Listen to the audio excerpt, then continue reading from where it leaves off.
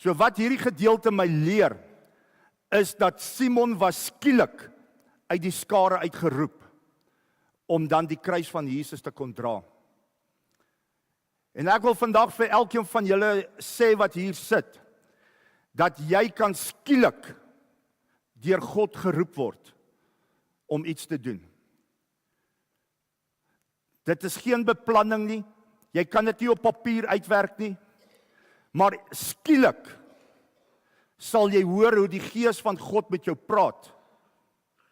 So die vraag is, sal jy bereid wees, sal jy gehoorsaam wees, wanneer God jou skielik roep, om vir hom 'n werk te doen. Die tweede persoon, waarna ons kyk, is die misdadiger, wat saam met Jesus aan die kruis was. Nou hierdie misdadiger, se oortredinge, die dinge wat hy gedoen het 'n donker verlede oor hom gehad, wat so gehang het. Hierdie donker verlede het hom afgetrek, en dit wat hy gedoen het, het hom die doodstraf gegee. So hy kon 'n hele lys van dinge gedoen het, maar deel van die rek wat hy om sy lyf gehad het, wat deel was van sy lewe, was gepaard aan woede en haat en onvergewe gesindheid en aggressie en woede. En dit het hom die verkeerde dinge laat doen, en dit het veroorsaak dat hy aan die kruis sou sterwe.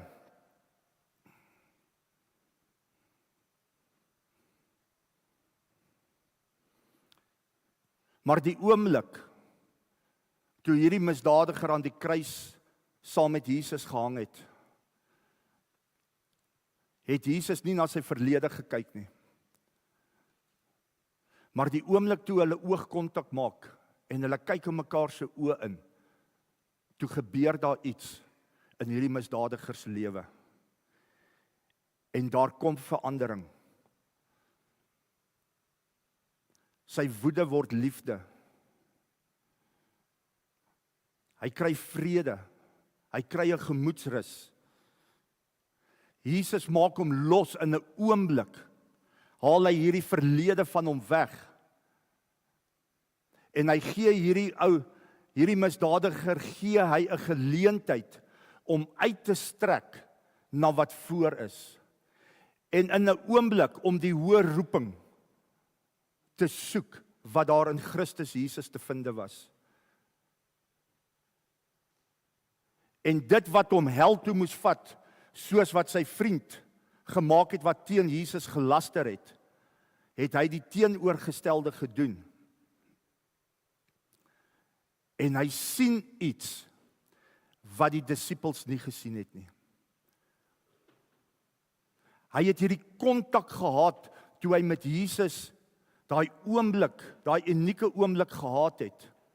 Terwyl die disippels 'n koninkryk op aarde verwag het, het hierdie man sy woorde aan Jesus geuiter en gesê: "Dink aan my vandag, wanneer u in u koninkryk ingaan." En dit is presies waar hy opgeëindig het. So wanneer ons na hierdie misdadiger kyk, maak nie saak hoe groot jou sonde is nie. Dit maak nie saak wat jy gedoen het nie. Maak nie saak hoe sleg jou sonde is. Wanneer jy die naam van Jesus roep, sal hy jou losmaak, sal hy jou vrymaak. As hy dit vir hierdie misdadiger gedoen het, kan ek jou beloof,